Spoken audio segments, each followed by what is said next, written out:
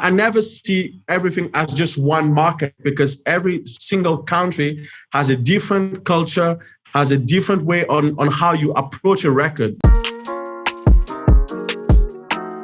Jordan, what's good, man? How are we feeling?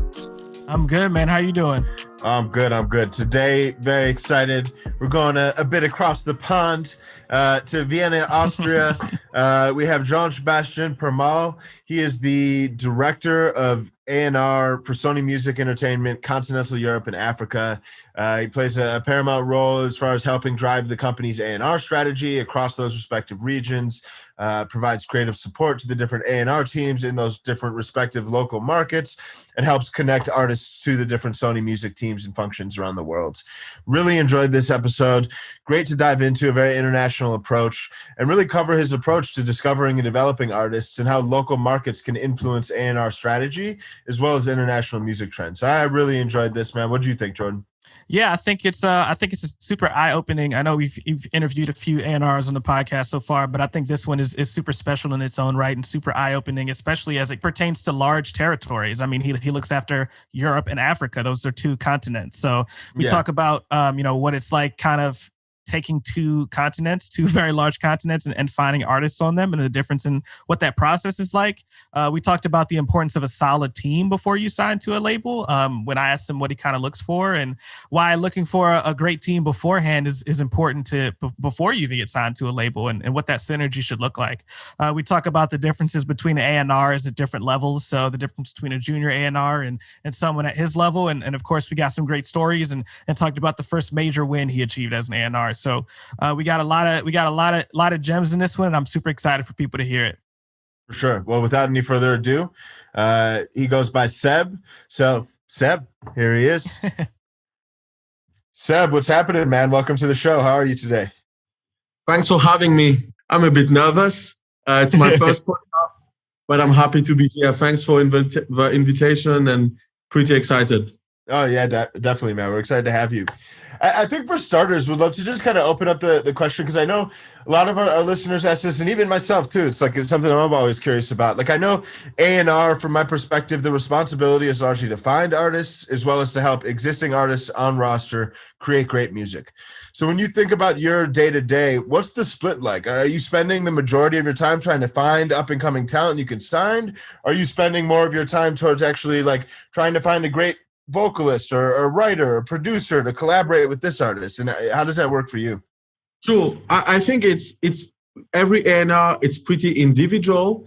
I think it depends at which phase you are in the year.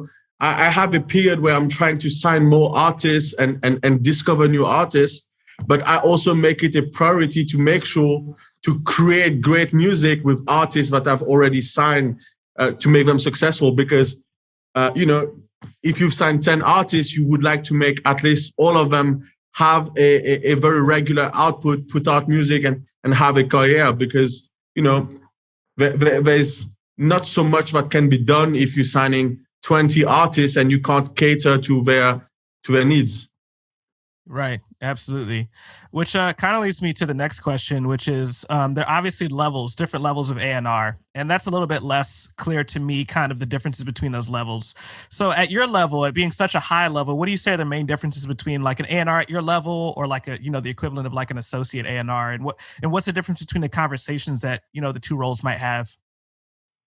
I think that, in Europe, we do have a different perspective towards US A&R and hierarchy, how we see things. Right. Here, the head of A&R, the director of A&R, he might do as much groundwork in signing an artist than, a junior A&R would have to do. Right. And we do have less of a hierarchy system in our region, I would say, Mm-hmm. But of course, it happens very often, but I do get involved in helping a colleague which has less experience on how to close a deal, on how to A&R the project. And, does he need a contact to a bigger singer-songwriter? Does he need, introduction, So I don't think there's, at least in Europe, we don't put so much level between us. But it's something that, of course, some people have more experience, and even myself, I keep learning from people who are higher in the food chain, Right. and who can always teach me, introduce me, and advise me.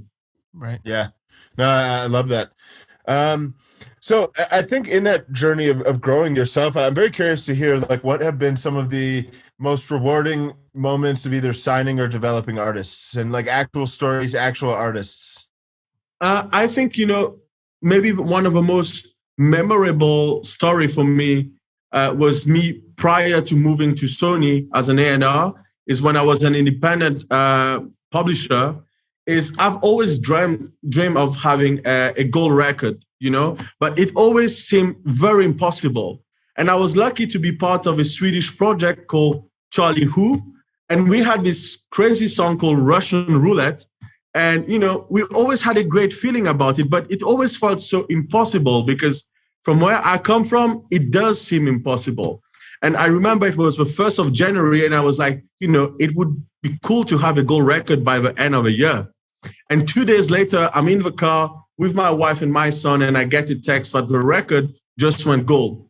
The next day, we hear that the record went gold in Sweden, then in Norway, then in Finland. 2 weeks later, it went platinum. And for me, that was like quite revealing because it was like, hard work pay off, so it did change the whole perspective, because also when you put it after on social media that you're part of some successful project, it attracts other people to work with you. It also gives people confidence towards you as an executive, as a song plugger, that you're coming with something relevant, because, success does attract success. So for me, in my career, that was the most revealing moment, because it's also was like a sign towards me that, okay, I could make it in this business. Because coming from Mauritius and coming to Europe, which is quite a journey, everything felt just like a dream in a way.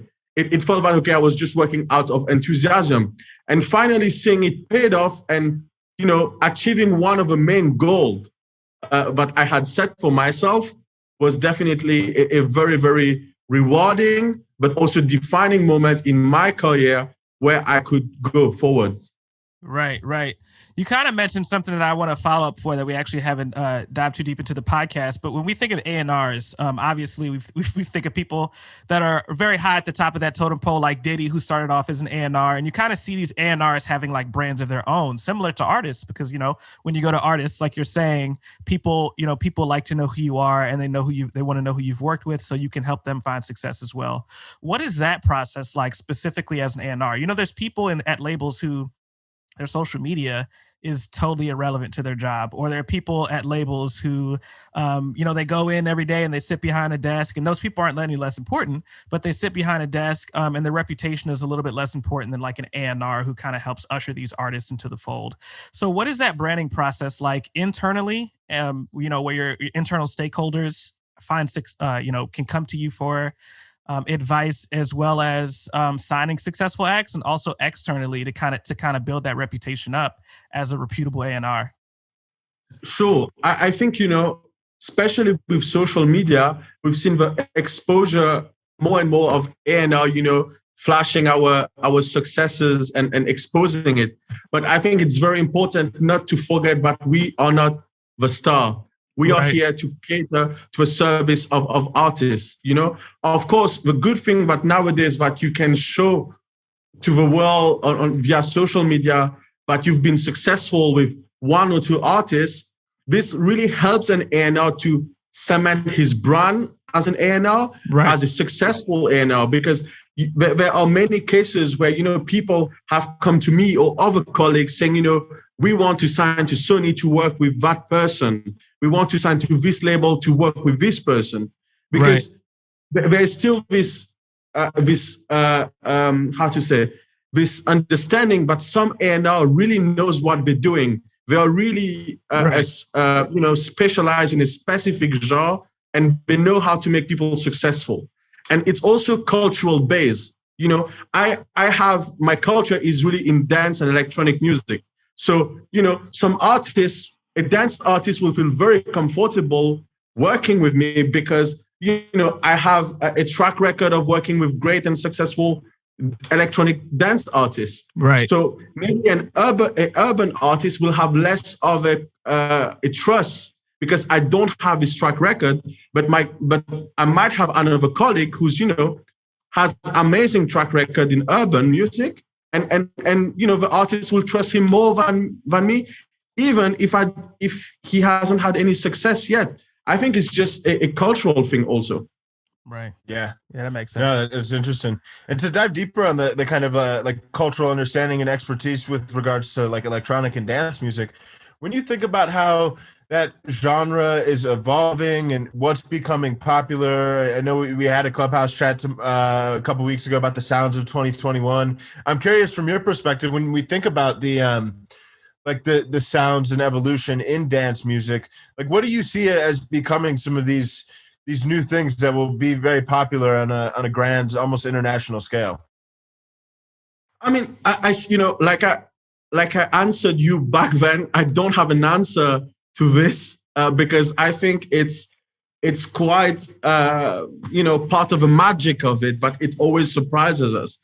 There has been some genre that everyone has always called dead, but they've always survived. Like house music has never been so important in the dance world than now, and thankfully, when touring was still a big thing, it took more and more space on headline, but big house DJs were really coming and being headliners. I still think that the beauty of dance music is its evolution, and if we start to look at different parts of the world, there's different influences. There's this African infusion which is now coming in dance and house music, which is very new to European and American ears. So people like Black Coffee, what they do in terms of sound is not common. So there will be a continuous evolution for dance music, which is one of the most, for me, polarizing genre, because it really it really brings people together, Right. Yeah. It kind of leads me to this next question, which is, you obviously look after two very large territories in Europe and Africa. How do you kind of, and especially, I'm thinking in Africa in particular, there's so many different microcultures there as well. How do you kind of boil everything down to making a decision on an artist from one of those territories when there's kind of so much, it's such a large funnel that you're working with, But what can you repeat it? Like in which way you mean it? Right. So Europe and Africa are both very large funnels to grasp artists from, and they all have their own microcultures in themselves, and I'm sure micro genres that we haven't heard of yet. How do you kind of boil down all that those two huge territories into making a decision on a specific artist? Yeah, I mean that's very interesting because especially Europe and Africa culturally are very different, and the musical landscape are very different also. So of course, we try to create success stories across this region, but it's very different because something that might work and be a hit in South Africa might not have the same effect in France, but there are some situations where artists do cross territories. I mean, we've seen it with this year with Jerusalema, which comes from a song which is from South Africa and became a global hit. Right. And that's because some sound are just universal, and it doesn't happen with every artist. But what we try to do is learn as much as possible how each market really work and what could potentially work. And what we try to do is sometimes, have a little bit of faith. We've recently, we're working on a Nigerian artist called Dice Ale, who just released a song called Money Dance. And, it's very vibrant. So, we said, okay, with this Money Dance type, we've pushed it to Germany, to France, to the UK. So we just keep trying, I would say. Of course, not everything is easy, but we need to always just be passionate about it. Right. Absolutely. And I'm sure, faith is a lot of this. So definitely makes sense. At a high level for people who aren't necessarily privy to the different territories that you work in, what do you think are some really high, at a very high level, major differences between Europe, Africa, and if you can, the United States, and kind of how those markets interact with each other, or how you've had to approach them differently? I know that's a very vague question, but whatever you can kind of say on the differences that'll help illustrate it for our audience. I mean, if we take US, Europe, and Africa, maybe the biggest difference is the economical side of things, and also, especially with Africa, the access to content, because having access to internet is still quite a big challenge across whole of Africa, know? So it's still something in development. And I feel that, it's a very difficult question because, US is such a big market, and there's things that are going to work in the US, but not going to work in the rest of the world. Right. Vice versa. You can have a massive hit in Germany and it will never even go to France. And, I never see everything as just one market, because every single country has a different culture, has a different way on how you approach a record, Of course, we still have global hits, which is amazing. But, I do think that every country, even across Africa, is different. Nigeria and South Africa has two different musical landscape. Right. Afrobeat is big in Nigeria, and in South Africa, it's Amapiano. People, right. I also try to say to people, Africa is not one country. It's a continent of different countries. Yep. So the sound that's working in Nigeria doesn't work in Congo, vice versa. So it's really trying to understand how it works. Yeah. And of course, you do have things that become global successes, but I also think it's important to recognize domestic success also. Right. Yeah. I've had to tell people Africa's not a country a few times, but one of the things that I like about that territory in general is that even within Africa, even within those countries, there's so many microcultures that may have completely different styles of music, even different languages. My mother lived in Ethiopia when she was a child, and just telling me how many different cultures that she ran into when she was there.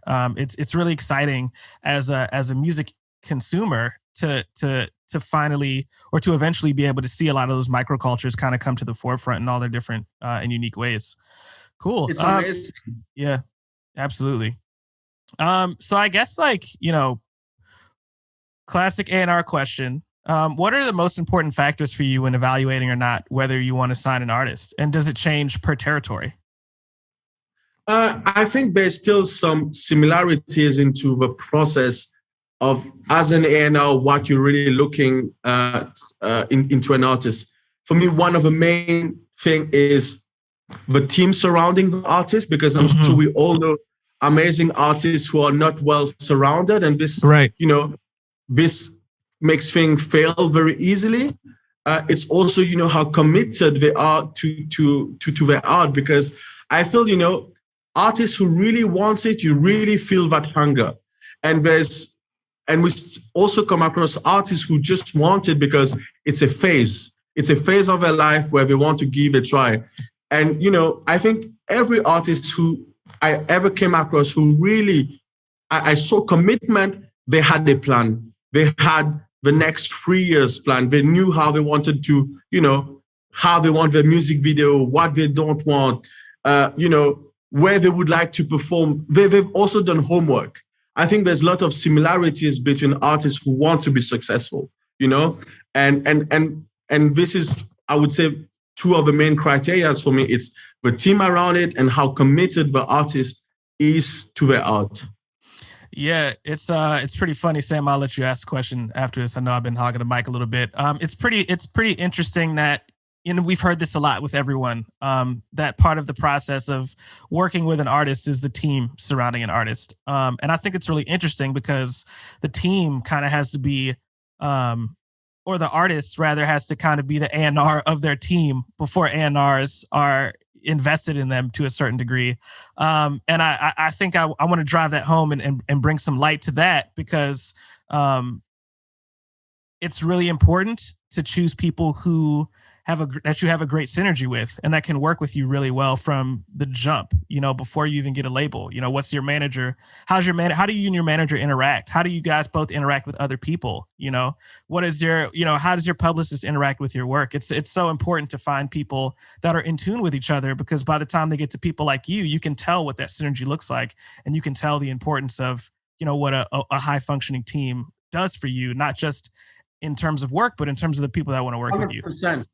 100%. I think, when there's an artist meeting and they come with a manager, the agent, the publicist, you will know within the first 10 minutes of the meeting, are they a one team together or everyone has just their own agenda? Right. And this, along the way, will really determine the success of an artist, because, it's especially when things are not going that well, that you will see how solid they are as a team, or that's when they start breaking apart, Right. And for me, my mistake has been, don't go for an artist who doesn't have, this team which is very solid and who is also, have had some experience together. Because, sometimes there's an artist buzzing, they get a manager, they come to the label and they've known each other less than a week, Right. Of course, we as a label, we have to take our chances to do those things, but it's always good, when the artist and the manager especially has had some stories, they went through the trouble of putting things together, and they know each other a little bit personally, because there's certain, I do believe in, the eye contact, that, people don't need to speak every time in a meeting, and the artist and the manager agrees and disagrees on what we might be saying, Right. So all this is very important in the process. I like to think that, a good artist and a good manager, it's very rarely that they will, especially when they would come to us, that they would disagree on something. They would only disagree if they both are not on the same page and have just a different agenda. Right. Somebody came to me and asked me to be their manager at one point, but I wasn't super in tune with their music. And me and that person weren't necessarily, I knew we weren't necessarily going to get along. That's happened a couple times. And I think the best way to approach that situation for me is you want someone who's obsessed with you and your music. Like, I could be the most powerful manager in the world, or the most powerful A&R, or the most powerful publicist. But if I'm not invested and obsessed with you and your music and taking you to that next level, then it's kind of all for naught, right? So, yeah, I mean, I think when we all started in the business, we were all enthusiastic. So we would manage our best friend, our brother, not just out of enthusiasm. And, I think along the way, we all get experience and we all decide, that we really want to manage if we really believe in it. Because, you'll have to give the next 3 years of your life a commitment towards someone. And I feel that, some people who manage an artist without really believing, I think that's quite trouble, because there will be issues, money problems start arising, So I feel that, as a manager, I've been a manager, and I think, you need to be able to defend day and night your artist and have such a solid conviction that, he is or she is the next big thing, Right. Because if you're not 200% in, you should not do it. Right. Yeah, no, I love that. And I think it's, without that, it's a lot of undue stress that you're just not going to push through. You're not going to have the passion to want to keep going. Yeah, because especially when things goes wrong, that's when you see how, how tight the group is together, how the manager really believes in it. Because we've all been part of project where things goes wrong and you need to have hard conversation.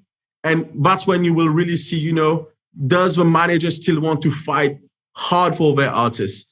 And this makes the difference down the line on why an artist becomes successful, because the manager is such a key part of that equation to be, a little bit with blinders and still want to fight for their artists.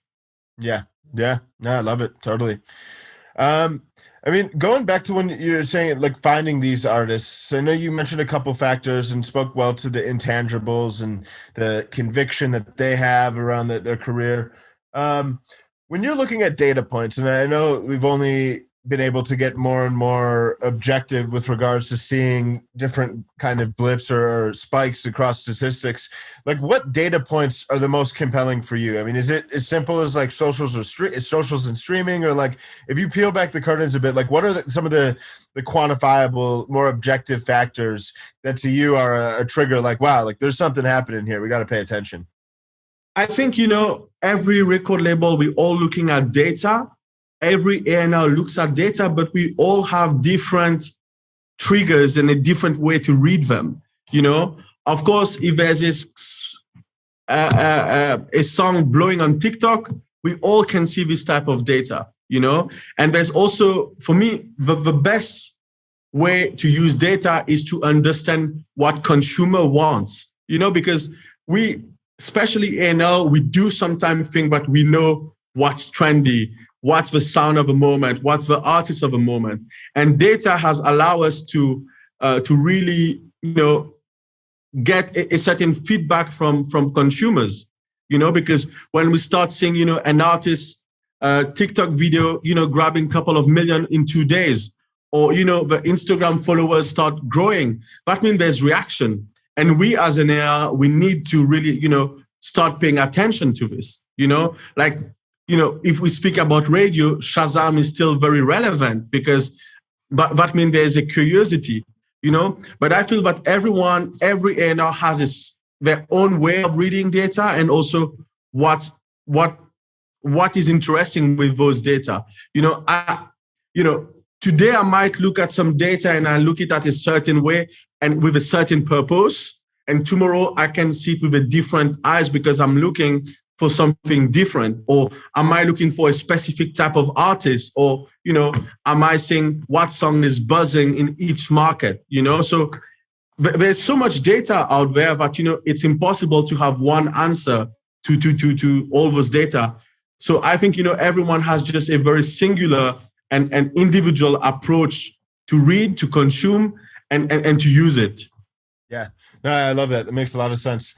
In that same vein too, like data and having the personal approach towards filtering it, I'm curious for you, like obviously in music, it's funny because, and I feel we can all resonate with this, like we have our own personal preferences, and there's a lot of times when we're not working with people where it's like, yeah, like I can see how there's a market for this, but like, am I going to listen to this on my own time? Hell no. How do you personally feel like you're trying to, do you feel you have a really good, like obviously you have your own personal preference. Do you feel as a professional you've had to really groom the skill of being able to see different music that has potential, even if you don't like it personally? It's hard to say because, I grew up on an island listening to top 40 radio where, we didn't have so much tastemakers radio or outlet. Right. Our radio was copying the French top 40. So yeah. I grew up listening to top 40. And that's what I really like also personally. I really like top 40 music. And while getting into the business, I got a little bit more cultured, I would say, because I met other A&R, they were sharing their preferences. But I can tell you from experience, I was quite surprised across my journey meeting A&Rs who didn't like a type of music, but did understand it and went and have hits with it. So that's for me pretty wild, but you might not like something, but you might understand it and become very successful with it. And as you know, what matters for an A&R is not what he likes, but it's having a hit, So for me, it's quite hard if I would go on something and I would not like it because I need passion to defend it to my marketing team, to my boss. I'm someone very emotional. So, if it's just because, it's buzzing, I'll do it. But, it's very hard for me to get involved if I'm not really into it. But, it's also a learning process, So every A&R has a very different approach to it. And that's what I can say about A&R. It's like, it's very individual. Everyone has a very different way of seeing it and approaching it. Right.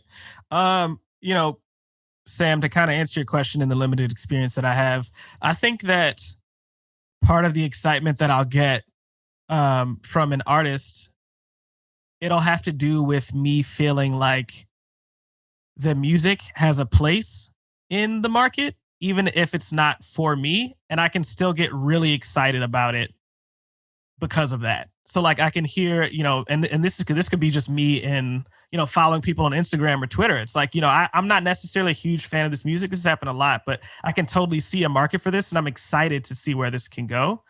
And I feel like that would be enough for me to work for it. I don't know. I mean, Seb, do you feel the same? Or I agree, but I think that, you know, if tomorrow an artist sits in a room with an A&R who really knows the culture of that specific genre, and that A&R who's just enthusiastic, he will go with a guy who likes it because he knows the culture, he knows the story.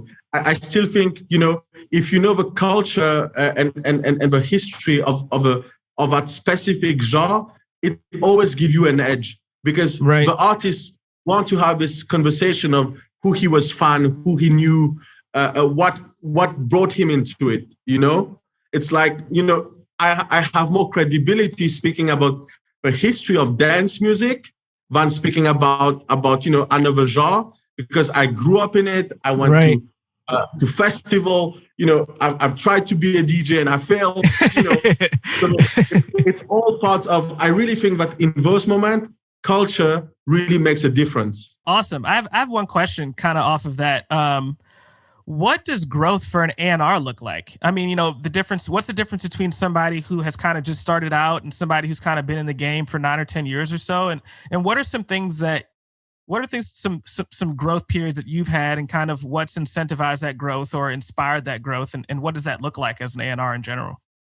I mean, again, I can only speak about myself, but you know, what have helped me from day one in this business, back when I was in Mauritius, still was developing a network. You know, networking is the key for me as an A&R. Like who you know, how big your address book is. That's gonna make the difference at some point, because as an A&R, you want to be the first contact of a manager, of a lawyer, of an agent if they're coming across an artist. So for me, it's something that I've always put very forward. You know, I used to go to Amsterdam every year to the Amsterdam dance event, meeting, you know, every 30 minutes from 9 a.m. to 8 p.m., meeting agent, meeting record label, meeting producer. And, you know, you might make 80 meetings and, you know, maybe one of them is worth it, but it's going to make a difference at the end of the day, you know? And also, I think it's important for A&Rs to be known in the industry circuit, because as I said, you know, if someone has a hot artist, you want to be the one, the contact very quick and give you a heads up. And I do think in my case, what has really made the difference for me is like knowing people. And I've made sure from the start to develop a global network. You know, I know people in the US, in Australia, in Asia, in Africa, in Europe. And me, that has really helped me to be where I am today. And also to learn that, you know, how it works in Europe doesn't work in the US, doesn't work in Africa, because everywhere the music business works very differently. You know, but, you know, a great artist might come from Australia, might come from New Zealand, might come from Mexico. And me as the A&R, I want to know this artist. I want to be the first to be in touch. Awesome. No, it's excited to see you continue to grow, and I think still you've accomplished a lot, but I think still plenty more to work to be done, man. So really appreciate you coming on today as well to share a lot of the tactics, man. I think really grateful. Thanks so much, and keep doing what you're doing. It's super interesting. Love listening to what you guys are doing. Thank you. Yeah, we appreciate that, man. Well, thank you so much, Seb. We'll talk soon. Have a good one. Take care. Bye-bye. Man, that was a great episode. Really enjoyed hearing what Seb had to say. I think, I mean, just the balancing of personal preferences and also just really being able to understand what actually moves markets, paying attention to the right signals. I think that the value of being passionate about the artists you're finding, as well as a lot of the the intangibles about the artist themselves, just having that conviction, that relentlessness to know that they're gonna get it popping. So I think you can't overlook that. I think it's as soft and airy as it may sound. Without it, man, you ain't gonna get too far in this industry. Right. I love talking about international music. I think that, obviously we live in the US, we're from the US, and we know this market probably better than any other market. So it's really exciting for me to get to talk about different markets, especially Africa, because like we talked about during the episode, not only are there different countries in Africa, for those who did not know, but there's a lot of microcultures in Africa, and a lot of them that we haven't been able to see, a lot of them that have just lived in those microcultures now have an opportunity with the rise of, and the embrace in Africa of the internet, to finally find a space in the music industry. So I was really excited to get him on to kind of talk about what that process may look like for now into the future, and definitely excited that, we could get him on. I think there's a lot to learn from A&Rs across the board, but especially A&Rs at his stature and international A&Rs. We kind of saw this when we spoke with Tori about what international marketing looked like. I think it gives our listeners a new and fresh perspective. So definitely glad we got him on. 1000%. Well, appreciate you guys as always. Get dialed in the Music Business Podcast community. If you want to join the conversation on our Discord, just check out musicbusinesspodcast.com/community. And without any further ado, we'll see you guys next week. We hyping up the outro. Without any further ado, we out. I guess is what we're doing at this point. But it's how it's time for us to go. So we're gonna take care. All right, peace.